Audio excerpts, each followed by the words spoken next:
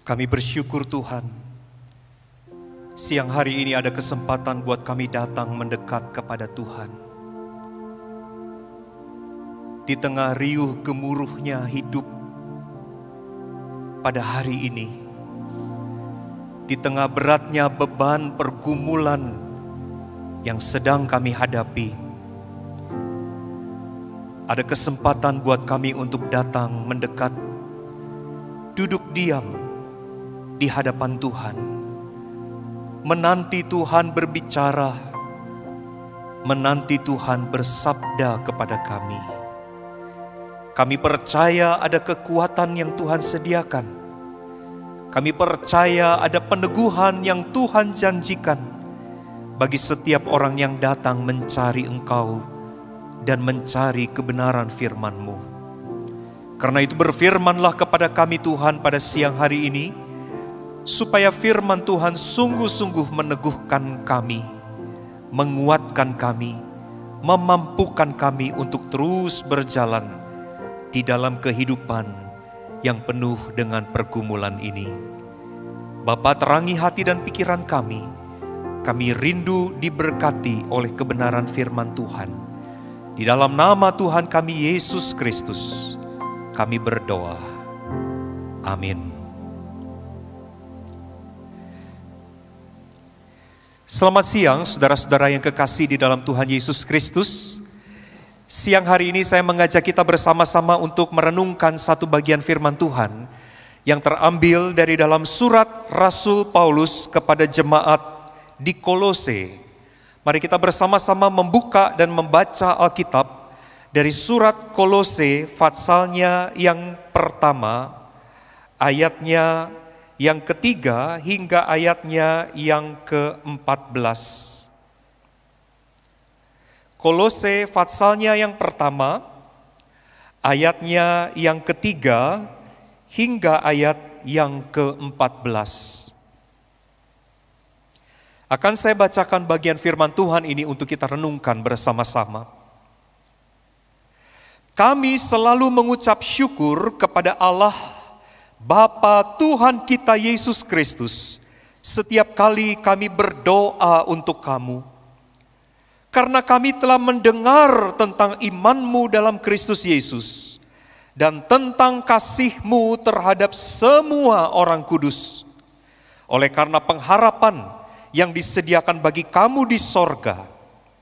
Tentang pengharapan itu telah lebih dulu kamu dengar dalam firman kebenaran, yaitu Injil yang sudah sampai kepada kamu. Injil itu berbuah dan berkembang di seluruh dunia. Demikian juga di antara kamu sejak waktu kamu mendengarnya dan mengenal kasih karunia Allah dengan sebenarnya. Semuanya itu telah kamu ketahui dari Epafras, kawan pelayanan yang kami kasihi, yang bagi kamu adalah pelayan Kristus yang setia. Dialah juga yang telah menyatakan kepada kami kasih-Mu dalam roh. Sebab itu sejak waktu kami mendengarnya, kami tiada berhenti-henti berdoa untuk kamu. Kami meminta supaya kamu menerima segala hikmat dan pengertian yang benar untuk mengetahui kehendak Tuhan dengan sempurna, sehingga hidupmu layak di hadapannya, serta berkenan kepadanya dalam segala hal. Dan kamu memberi buah dalam segala pekerjaan yang baik, dan bertumbuh dalam pengetahuan yang benar tentang Allah, dan dikuatkan dengan segala kekuatan oleh kuasa kemuliaannya, untuk menanggung segala sesuatu dengan tekun dan sabar, dan mengucap syukur dengan sukacita kepada Bapa yang melayakkan kamu untuk mendapat bagian dalam apa yang ditentukan untuk orang-orang kudus di dalam kerajaan terang. Ia telah melepaskan kita dari kuasa kegelapan dan memindahkan kita ke dalam kerajaan anaknya yang kekasih. Di dalam Dia kita memiliki penebusan kita, yaitu pengampunan dosa. Sampai di situ pembacaan firman Tuhan untuk kita renungkan bersama pada siang hari ini. Saudara-saudara yang kekasih di dalam Tuhan Yesus Kristus, apa yang membedakan antara Allah yang kita kenal di dalam Tuhan Yesus Kristus dengan Allah atau ilah-ilah dari bangsa-bangsa? Satu hal yang kita ketahui saudara-saudara, bahwa Allah yang kita kenal di dalam Tuhan kita Yesus Kristus adalah Allah yang berbicara. Berbicara kepada saudara dan kepada saya, kepada umat manusia. Saudara-saudara, setidaknya di dalam narasi tentang penciptaan di dalam Kejadian pasal yang pertama, kita mendapati informasi yang disediakan di dalam Alkitab bahwa Alkitab pertama-tama memperkenalkan Allah sebagai Allah yang berfirman, Allah yang bersabda, Allah yang memberi titah, Allah yang memberi perintah, yaitu Allah yang berbicara. Bahkan saudara-saudara, di dalam sejarah Allah bukan hanya berbicara pada waktu Dia mencipta, tetapi saudara-saudara, di sepanjang sejarah Allah tidak henti-hentinya terus-menerus menyingkapkan dirinya, menyatakan maksudnya, menegaskan kehendaknya kepada manusia dengan cara berbicara. Surat Ibrani pasal yang pertama ayatnya yang ke-1 dan ayatnya yang kedua mengatakan begini saudara-saudara. Pada zaman dahulu Allah berulang kali dan dalam pelbagai cara berbicara kepada nenek moyang kita. Saudara, apa yang mau dikatakan oleh penulis surat Ibrani bahwa Allah itu dikatakan berulang kali dan dalam pelbagai cara. Pelbagai cara, in various ways, dalam bentuk-bentuk yang bermacam-macam, dalam cara-cara yang bervariasi, Allah itu berbicara. Saudara, kalau kita melihat di dalam Alkitab, kisah-kisah atau narasi di dalam Alkitab, Allah itu bisa berbicara secara langsung kepada manusia. Kalau saudara mengingat kembali misalnya peristiwa yang dialami oleh Samuel ketika dia masih kecil, saudara-saudara, ketika dia berada di Silo, saudara-saudara, tiba-tiba pada malam hari ketika dia sedang tidur, dia mendengar suara memanggil namanya, Samuel, Samuel. Saudara, Allah bisa berbicara secara langsung kepada manusia. Allah juga bisa berbicara melalui perantaraan. Perantaraan malaikatnya, perantaraan nabi-nabi, bahkan melalui peristiwa-peristiwa Allah bisa berbicara. Allah, saudara-saudara, juga bisa berbicara di dalam hati nurani manusia. Saudara, hati nurani adalah sarana yang Allah taruh di dalam diri kita, tempat di mana Allah sebetulnya berbicara secara pribadi kepada kita, yaitu di dalam hati nurani kita. Allah juga berbicara dan karena itu banyak orang menuliskan apa yang Allah katakan kepada manusia. Dan karena itu dari zaman lampau kita mengenal ada gulungan-gulungan kitab yang sekarang kemudian kita kenal menjadi firman Allah, yaitu Alkitab. Allah pada bentuk yang paling final, saudara-saudara, berbicara di dalam dan melalui Yesus Kristus. Di dalam tulisannya penulis surat Ibrani yang tadi saya kutip ayatnya, saudara-saudara, berkata begini, dan pada zaman akhir Dia telah berbicara kepada kita dengan perantaraan anaknya. Jadi saudara-saudara, kalau kita melihat di dalam Alkitab, cara Allah berbicara itu memang dengan pelbagai cara, in various ways. Bukan hanya dengan pelbagai cara. Penulis surat Ibrani berkata bahwa ketika Allah berbicara kepada manusia berulang kali. Saudara, kata berulang kali itu mau menunjukkan intensitas, menunjukkan frekuensi, menunjukkan kekerapan, keseringan Allah berbicara. Itu Allah sering kali, Allah berulang-ulang kali berbicara kepada manusia. Saudara-saudara, tetapi apa yang menjadi respon manusia ketika Allah berbicara dengan pelbagai cara dan berulang-ulang Dia mencoba berbicara kepada manusia? Saudara-saudara, respon yang ditunjukkan oleh manusia itu berbeda-beda memang. Ada orang-orang yang dicatat di dalam firman Tuhan yang ketika Allah berbicara, dia berkata, "Berbicaralah ya Tuhan, hamba mendengar." Ada yang bersikap reseptif, ada yang bersikap adaptif. Ketika Allah berbicara, dia menerima, dia mau mendengarkan apa yang Allah mau katakan kepada dia. Tetapi saudara-saudara, tidak sedikit manusia yang ketika Allah mau berbicara, saudara-saudara, justru bersikap yang sebaliknya. Ketika Allah berbicara, justru banyak orang yang memunggungi Allah dan tidak mendengar apa yang Allah katakan kepada dia.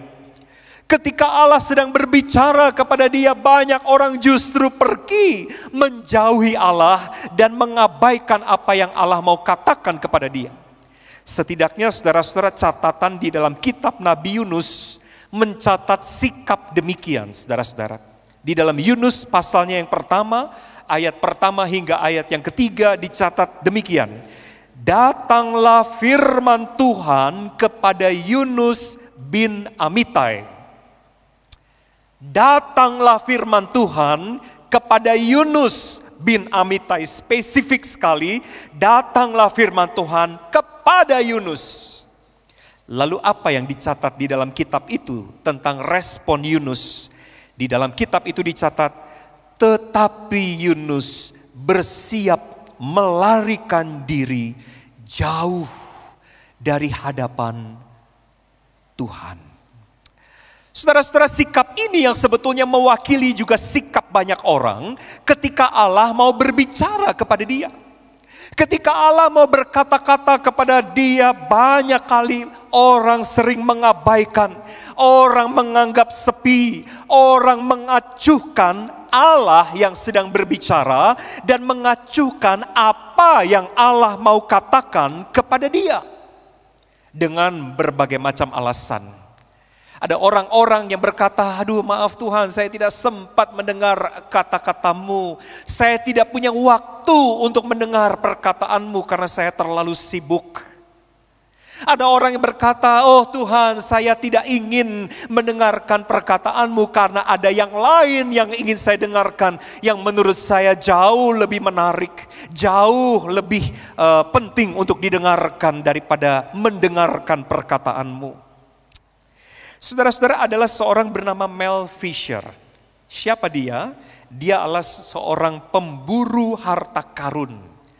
Catatan tentang Mel Fisher ini, saudara-saudara, dicatat pada tahun 1985. Setelah 16 tahun lamanya dia mencoba untuk berburu harta karun. Akhirnya saudara-saudara, Mel Fisher menemukan bangkai sebuah kapal Spanyol, saudara-saudara, yang tenggelam di kedalaman 17 meter di perairan dekat Key West di Florida. Saudara-saudara, para penyelam pada waktu itu berhasil mengangkat seluruh harta karun yang terpendam bersama dengan bangkai kapal itu, saudara-saudara, yang ditaksir nilainya itu sekitar jutaan dolar. Saudara-saudara, itu satu jumlah yang begitu banyak, saudara-saudara. Harta karun yang bernilai jutaan dolar. Saudara-saudara, mereka bekerja keras siang dan malam ya untuk mengangkat harta karun itu. Tetapi usaha mereka memang tidak mudah, saudara-saudara. Mereka harus menggunakan pendeteksi logam untuk mendeteksi logam mana yang merupakan bangkai dari kapal yang tidak ada nilainya lagi, dan kemudian logam-logam apa pada bangkai itu yang ternyata itu adalah harta karun yang mempunyai nilai uang yang sangat besar. Para penyelam itu harus membawa harta karun itu naik ke permukaan air, lalu kemudian turun lagi menyelam, kemudian naik kembali, dan begitu seterusnya, saudara-saudara. Satu usaha yang sangat melelahkan. Tetapi usaha yang melelahkan itu tidak pernah menjadi sia-sia, karena harta karun bernilai jutaan dolar itu kini menjadi milik mereka. Saudara-saudara, saya teringat di sebuah buku nyanyian rohani, yaitu buku Nyanyikanlah Kidung Baru nomor 115. Di dalam buku itu saudara-saudara ada sebuah lagu yang berjudul Firman Tuhan adalah Kebun. Menarik sekali karena di dalam buku nyanyian itu saudara-saudara, Alkitab yang adalah firman atau perkataan Allah itu digambarkan dengan sebuah metafora seperti sebuah kebun penuh dengan kembang, penuh dengan bunga-bunga. Di dalam liriknya pengarang lagu itu berkata, siapapun yang datang ingin memetik akan bersuka, akan merasa senang. Pada bait berikutnya saudara-saudara dikatakan firman Tuhan itu laksana tambang yang mulia. Tidak akan kecewa siapapun yang menggalinya.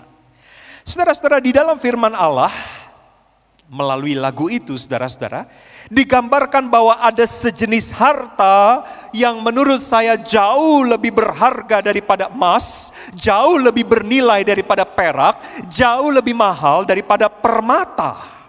Dan harta itu disebut dengan hikmat. Saudara, apa itu hikmat? Hikmat tidak sama dengan kepandaian. Hikmat juga tidak sama dengan kepintaran.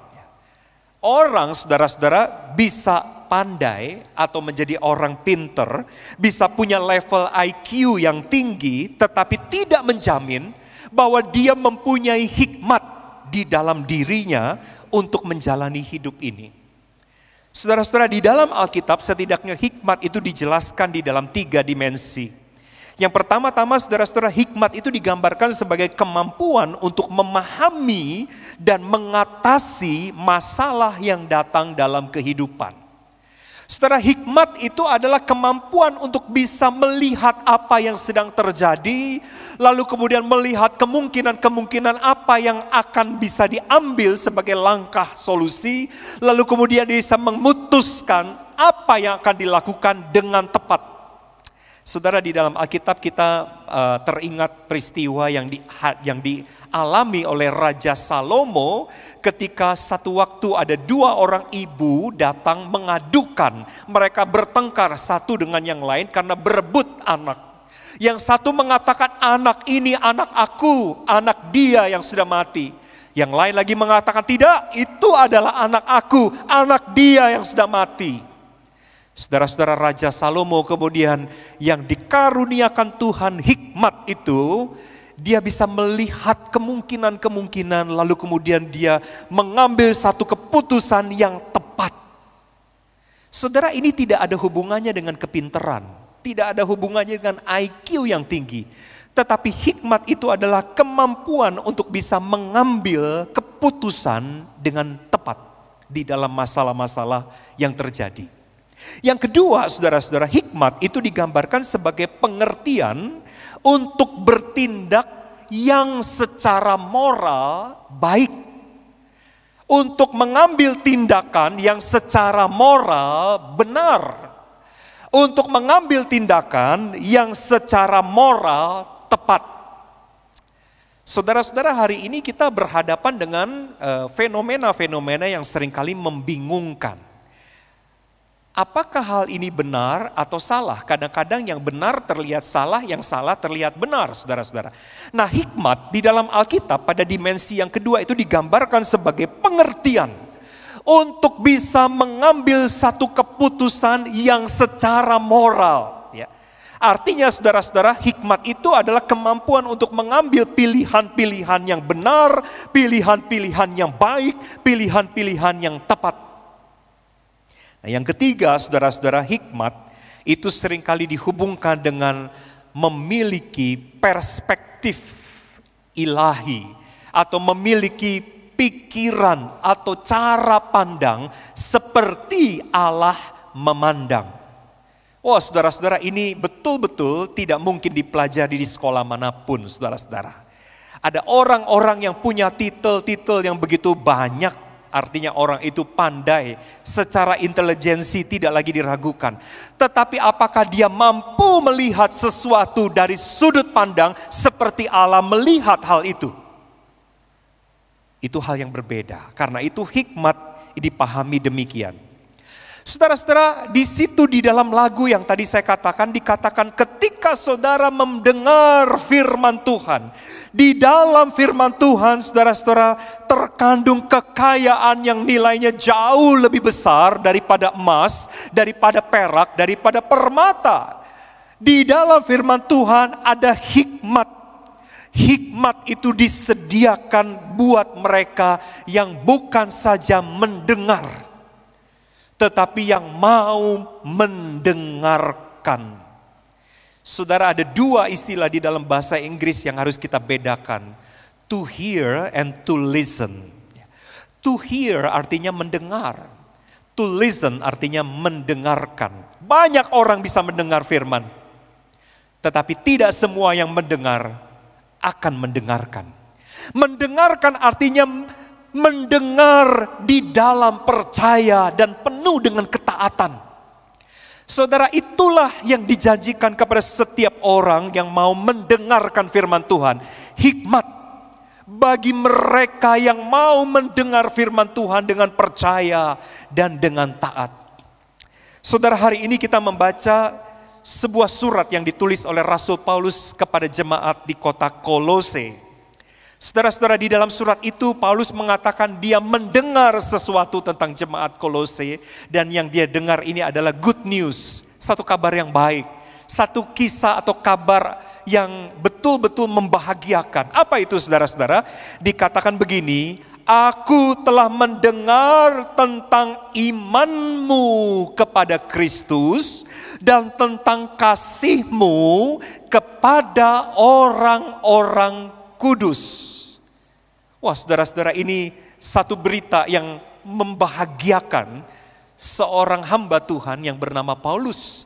Dia katakan, aku mendengar perihal kamu, yaitu tentang imanmu di dalam Kristus dan tentang kasihmu kepada banyak orang kudus. Saudara, mengapa orang Kolose menjadi tipikal orang yang demikian, saudara-saudara? Kalau saudara perhatikan pada ayat yang kelima. Pada ayat yang kelima di situ Paulus berkata begini, mereka beriman kepada Kristus dan mereka penuh kasih kepada banyak orang kudus. Hal itu disebabkan karena apa? Karena mereka telah mendengar firman kebenaran, yaitu Injil. Saudara lihat di situ. Hikmat yang pertama-tama, bahkan hikmat yang terbesar, manakala seseorang mau mendengarkan firman Tuhan dengan sungguh-sungguh, adalah orang itu akan dituntun kepada iman untuk bisa percaya. Saudara, di dalam bagian yang lain, yaitu di dalam surat kepada jemaat di kota Roma, Roma pasal 10 ayat yang ke-17, Paulus berkata begini, iman itu timbul dari pendengaran. Dan pendengaran oleh firman Kristus. Di dalam bagian itu sebetulnya Paulus mau menegaskan apa yang sedang terjadi kepada jemaat di Kolose. Karena mereka mendengarkan firman Kristus, itulah sebabnya mereka dituntun untuk bisa percaya. Ketika seseorang mendengarkan firman, disitulah saudara-saudara apa yang terjadi. Roh Kudus bersaksi kepada kita secara internal di dalam hati kita, di dalam pikiran kita, untuk memperjelas, untuk meyakinkan, untuk memantapkan hati kita, untuk mempercayai perkataan-perkataan Allah. Saudara, di dalam teologi ada satu istilah yang dikenal dengan iluminasi. Iluminasi yang kemudian dari istilah itu dibentuklah satu kata di dalam bahasa Latin, yaitu lumens. Lumens yang artinya cahaya. Ya. Kalau saudara membeli perangkat LCD, ya, LCD ini selalu ada ukuran sekian ribu lumens, artinya kekuatan cahayanya. Iluminasi artinya apa? Roh Kudus, saudara-saudara, pada waktu saudara mendengar firman, seperti pada saat ini saudara mendengar firman, Allah Roh Kudus itu bekerja di dalam hati kita. Dia seperti membawa sebuah senter, membawa sebuah suluh untuk menerangi, untuk memperjelas apa yang Allah mau katakan kepada saudara. Untuk bisa meyakinkan saudara, untuk meneguhkan dan memantapkan hati saudara, untuk mempercayai perkataan-perkataan Allah yang sedang saudara dengarkan. Saudara, itulah sebabnya maka kita semua menjadi percaya karena kita mendengar. Ya. Karena kita mendengar firman Allah. Karena itu saudara-saudara, yang terjadi kepada jemaat di Kolose ketika mereka mendengarkan firman Allah dengan sungguh-sungguh, hikmat yang mereka terima yang pertama adalah mereka dituntun kepada iman untuk percaya. Tetapi saudara-saudara, percaya saja ternyata belum cukup bagi Rasul Paulus.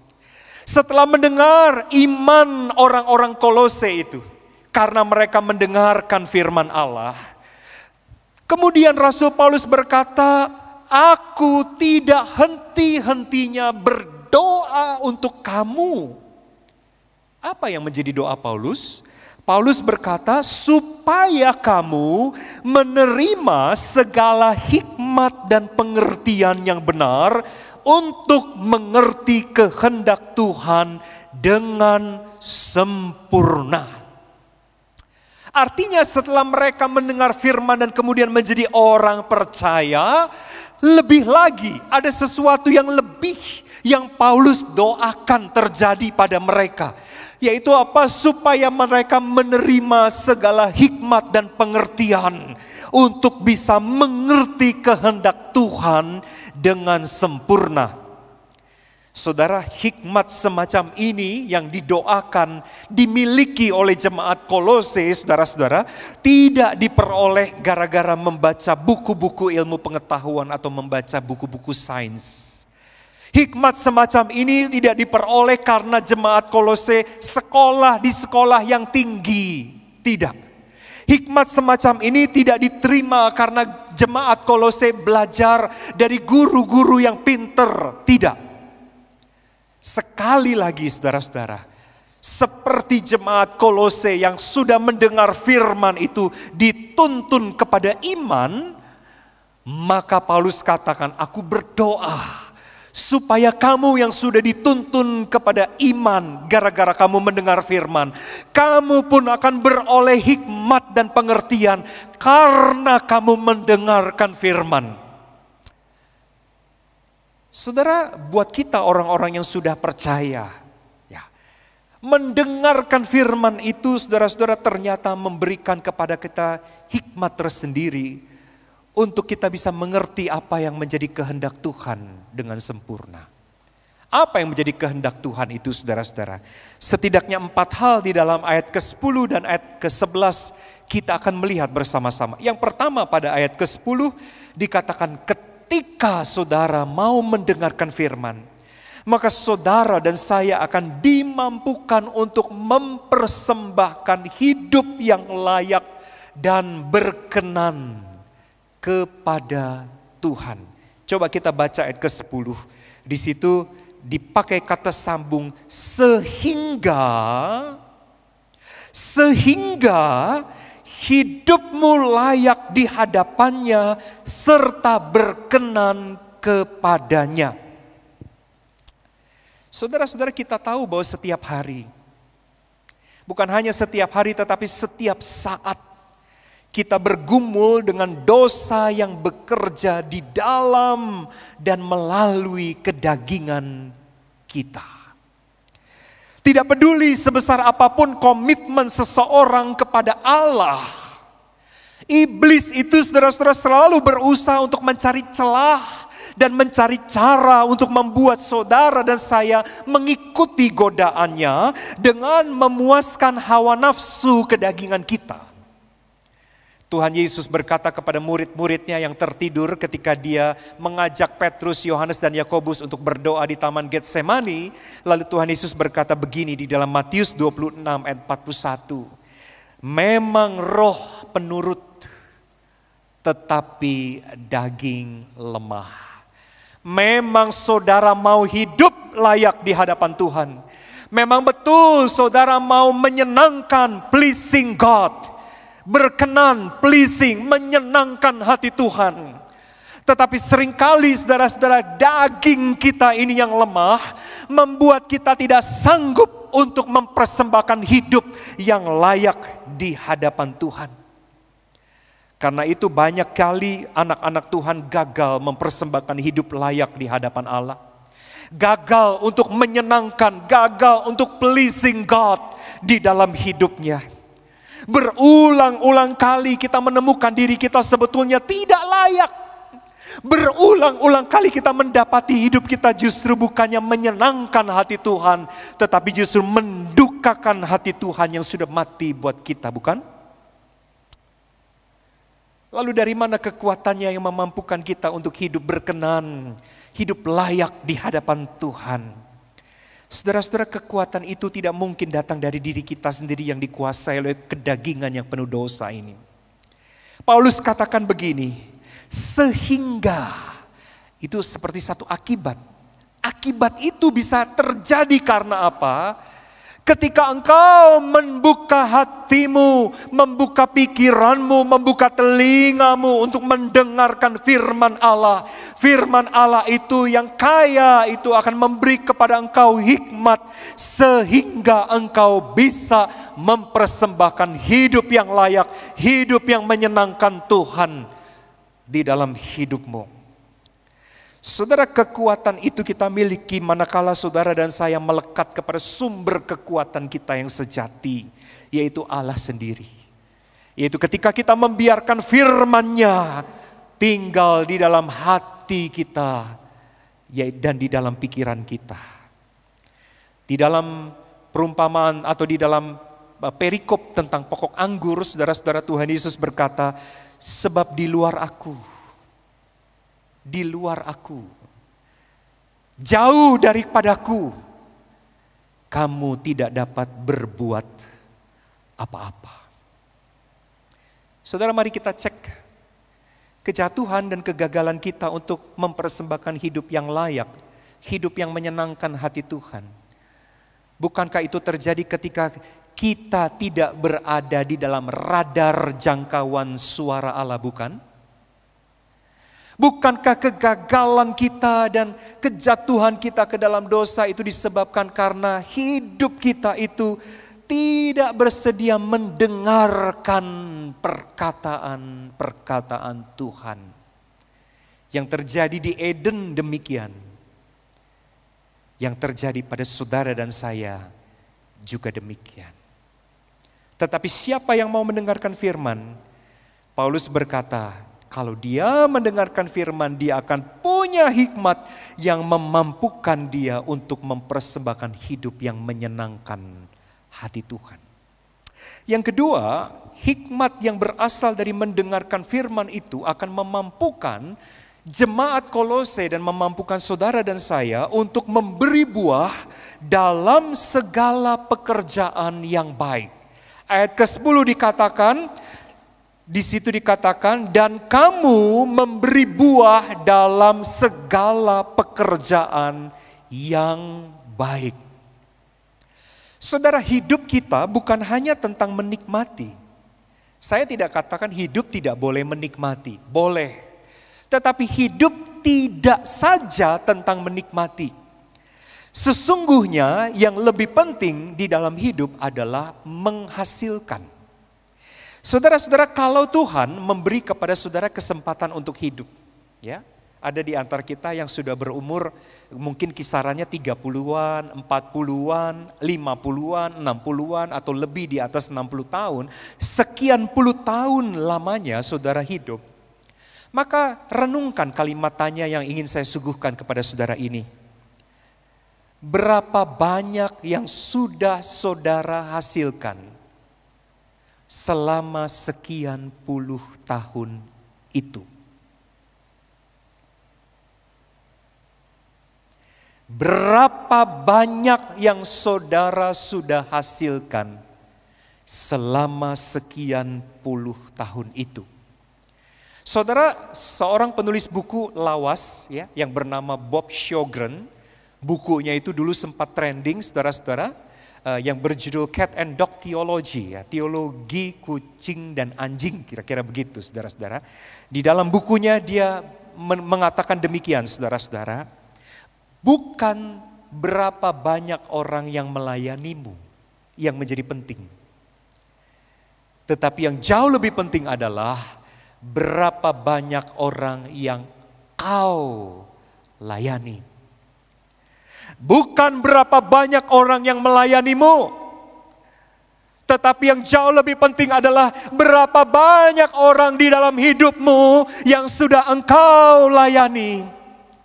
Saudara-saudara, godaan terbesar di dalam hidup kita adalah kita ini akan menggunakan sekian puluh tahun umur yang Tuhan karuniakan itu untuk hidup kita sendiri, untuk ego kita sendiri. Dan di dalam ego kita itu saudara-saudara selalu mindset yang ada di dalam pikiran kita adalah kita selalu berpikir untuk dilayani, diperhatikan, untuk mendapat, untuk memperoleh. Padahal yang Tuhan inginkan dari kita adalah supaya kita memberi buah. Saudara, kata memberi buah itu mengindikasikan Tuhan ingin hidup kita itu produktif. Bukan hanya konsumtif, tetapi kita produktif, berguna, menjadi berkat buat Tuhan dan juga buat banyak orang saudara-saudara yang kita jumpai di dalam hidup. Saudara, di dalam kitab-kitab Injil berkali-kali diceritakan sebuah perikop tentang pohon ara yang tidak berbuah. Saudara mungkin masih ingat perikop itu. Di dalam kisah itu saudara-saudara dikatakan pohon ara yang sudah dirawat, sudah diberi pupuk, sudah disirami setiap hari itu ternyata hanya mengambil sari-sari makanan dari tanah. Dia hanya konsum, tetapi dia tidak pernah menghasilkan buah. Dia tidak pernah memproduksi, dia tidak pernah menghasilkan buah dari hidupnya, dari dirinya. Saudara, apa yang dilakukan oleh pemilik kebun itu? Maka pemilik kebun mengatakan, tebanglah pohon ara itu. Dia hanya menghabiskan unsur-unsur makanan dari tanah saja. Dan percuma dia hidup karena tidak memberi buah. Lebih baik dia dilempar ke dalam api menjadi kayu untuk dibakar. Saudara, pada waktu saudara mendengarkan firman, pada waktu saudara mengizinkan Tuhan berbicara kepada saudara, firman Allah itu dikatakan akan mengingatkan kita selalu bahwa hidup kita ini adalah hidup untuk memberi buah yang baik. Agar hidup dan buah yang saudara hasilkan itu bisa dirasakan banyak orang. Dan pada akhirnya membawa kemuliaan buat Tuhan. Satu kalimat yang dikatakan Tuhan Yesus di dalam Yohanes pasal 15 adalah begini. Tinggallah di dalam aku dan firmanku di dalam kamu, maka kamu akan berbuah banyak. Kalimat itu mau mengatakan ada korelasi antara mendengar firman, firmanku tinggal di dalam kamu, maka kamu akan berbuah banyak. Saudara, berapa banyak yang sudah saudara hasilkan di dalam hidup? Jangan-jangan saudara-saudara kita tidak menghasilkan apapun karena memang hidup kita jauh dari firman Tuhan. Yang sebetulnya kerap mengingatkan kita supaya hidup kita itu produktif sebelum Tuhan yang mempunyai kebun itu datang kembali. Dia akan mendapati hanyalah pohon kayu yang kering ataukah pohon yang penuh dengan buah-buah yang baik. Yang ketiga, saudara-saudara, bukan hanya itu. Di dalam ayat ke-10 pada kalimat bagian akhir dikatakan dan bertumbuh dalam pengetahuan yang benar tentang Allah. Saudara, ini jelas. Manakala saudara mendengarkan firman Allah, maka hikmat dari mendengar firman itu akan memampukan saudara untuk bertumbuh dalam pengenalan yang benar akan Tuhan. Saudara, satu hal yang Bapak inginkan adalah bahwa anak-anaknya itu makin hari makin kenal Dia. Ya. Tidak ada bapak yang ingin menjadi orang asing bagi anaknya, ya. Anaknya itu tidak tahu apa-apa, anaknya tidak kenal dia. Bapak pasti ingin anak-anaknya itu kenal dia, bahkan seperti dia. Nah, saudara-saudara, untuk dapat mengenal dia, untuk dapat mengenal Bapa sebetulnya sudah memperkenalkan diri kepada kita, anak-anaknya, dengan cara apa? Alkitab yang adalah firman Allah itu adalah penyataan Allah, revelation. Di situ Allah menyingkapkan dirinya. Siapa dia? Di situ Allah memperkenalkan sifatnya kepada kita. Di dalam Alkitab Allah menyatakan kehendaknya kepada kita. Di dalam Alkitab Allah juga menetapkan hukum-hukum dan perintah-perintahnya kepada kita. Saudara, oleh sebab itu semakin kita membuka diri untuk mendengar firman Allah, sebetulnya saudara-saudara, di situ kita akan makin kenal Allah. Dan di situ kesempatan kita untuk makin menjadi serupa dengan Allah yang kita kenal. Saudara-saudara, satu kerinduan Rasul Paulus yang dia katakan, yang dia akui di dalam Filipi pasal 3 ayat yang ke-10. Dikatakan begini, yang ku kehendaki adalah mengenal dia. Tidak ada goal yang lebih besar daripada goal itu. Sebab yang ku kehendaki adalah mengenal dia. Banyak orang Kristen sudah menjadi Kristen puluhan tahun, tetapi masih asing dengan Tuhannya yang dia panggil dengan Bapa. Maka pantaskah kita menyebut diri sebagai anak? Banyak orang Kristen, saudara-saudara, sudah menjadi orang Kristen dibaptis sekian puluh tahun lamanya, tetapi karena tidak pernah mendengarkan firman, maka pengenalan akan Tuhan tidak semakin bertumbuh dan bertambah. Saudara, mendengar firman akan membawa hikmat untuk menolong kita semakin mengenal Tuhan dengan benar. Dan yang terakhir, ayat ke-11.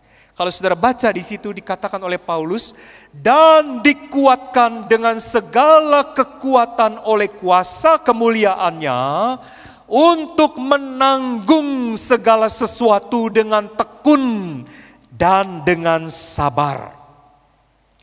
Hikmat karena bersekutu dengan Allah di dalam firman-Nya itu, saudara-saudara, akan memampukan saudara dan saya menanggung segala sesuatu dengan tekun dan dengan sabar. Saudara-saudara, Paulus ketika menggambarkan hidup orang percaya yang berada di dalam penantian akan kedatangan Kristus yang kedua kali nanti itu, hidup kita yang sekarang sedang menanti kedatangan Kristus yang kedua itu digambarkan dengan satu istilah, kita ini hidup dalam penderitaan atau dalam kesakitan. Satu contoh, saya akan baca Roma 8 ayat 22 dan ayat 23. Di situ Paulus berkata begini, sebab kita tahu bahwa sampai sekarang segala makhluk sama-sama mengeluh dan sama-sama merasa sakit bersalin. Dan bukan hanya mereka saja, tetapi kita yang telah menerima karunia sulung roh, kita juga mengeluh dalam hati kita sambil menantikan pengangkatan sebagai anak, yaitu pembebasan tubuh kita. Saudara, kata mengeluh, kata sakit bersalin, itu mau menggambarkan, itu adalah istilah-istilah yang dipakai oleh Paulus mau menggambarkan bahwa hidup kita di dunia ini yang ada di dalam masa penantian adalah hidup yang tidak lepas dari pergumulan berat yang sangat menyakitkan. Saudara-saudara, gambaran itu adalah gambaran tentang betapa beratnya pergumulan yang harus kita hadapi.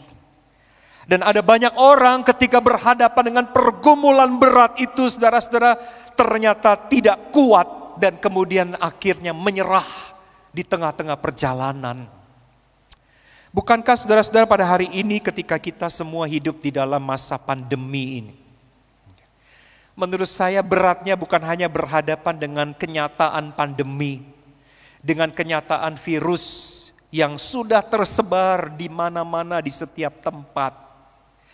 Tetapi kesulitan yang kita hadapi ini adalah akibat-akibat yang ditimbulkannya. Ya. Akibatnya terhadap sektor bisnis, sektor ekonomi. Akibatnya saudara-saudara di dalam masalah-masalah sosial. Tentang adanya orang-orang yang punya stigma-stigma tentang orang yang positif COVID.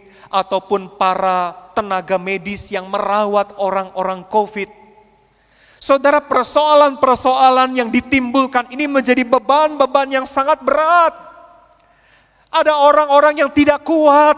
Mereka berpikir, nanti aku mati dengan corona. Sekarang pun aku lebih baik mati daripada harus menanggung kesusahan. Toh sama-sama mati. Sudah beberapa orang akhirnya bunuh diri, saudara-saudara, dengan berpikiran mati sekarang atau mati dengan corona sama saja. Bahkan ada banyak orang yang di dalam keputusasaannya, saudara-saudara, dicatat saudara-saudara di Jawa Tengah ada seorang perempuan yang keluarganya itu menjadi korban dari COVID, ya.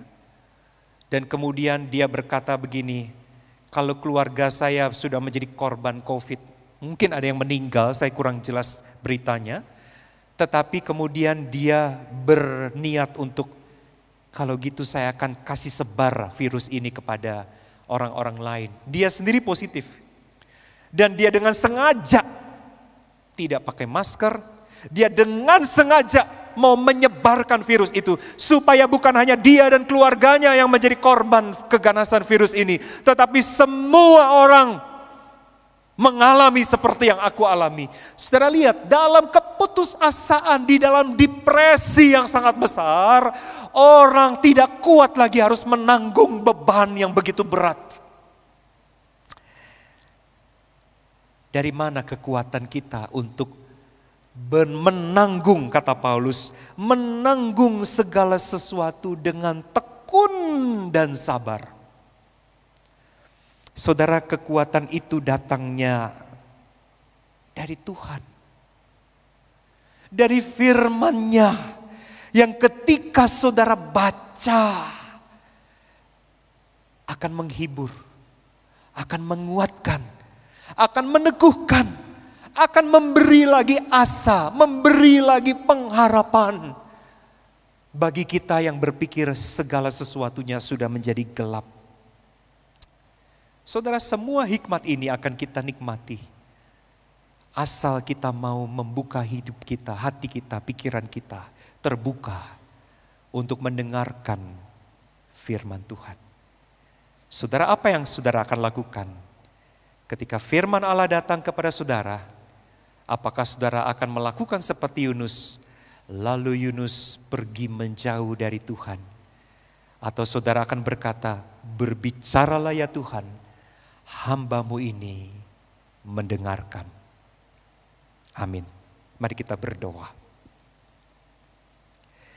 Bapa, terima kasih untuk firman-Mu yang boleh kami renungkan pada siang hari ini. Terima kasih untuk keteladanan jemaat Kolose yang bersedia untuk mendengarkan firman Tuhan dengan bersungguh-sungguh. Yang menuntun mereka bukan saja akhirnya untuk menjadi percaya, tetapi menuntun hidup mereka dipenuhi dengan hikmat yang berasal dari firman-Mu, yang membuat mereka betul-betul hidup dengan layak dan menyenangkan Tuhan, yang membuat mereka betul-betul menjadi orang-orang Kristen yang berbuah, yang membuat mereka menjadi anak-anak Tuhan yang mengenal Bapa, dan membuat mereka menjadi orang-orang Kristen yang kuat dalam menanggung segala sesuatu dengan tekun dan sabar. Kami ingin menikmati hikmat dari mendengarkan firman-Mu ini ya Tuhan. Karena itu berikanlah kepada kami hati yang lembut, supaya pada waktu Engkau berkata dan Engkau berbicara kepada kami, dengan rendah hati kami berkata, berbicaralah ya Tuhan, hamba-Mu ini bersedia untuk mendengar. Di dalam nama Tuhan Yesus kami berdoa. Amin.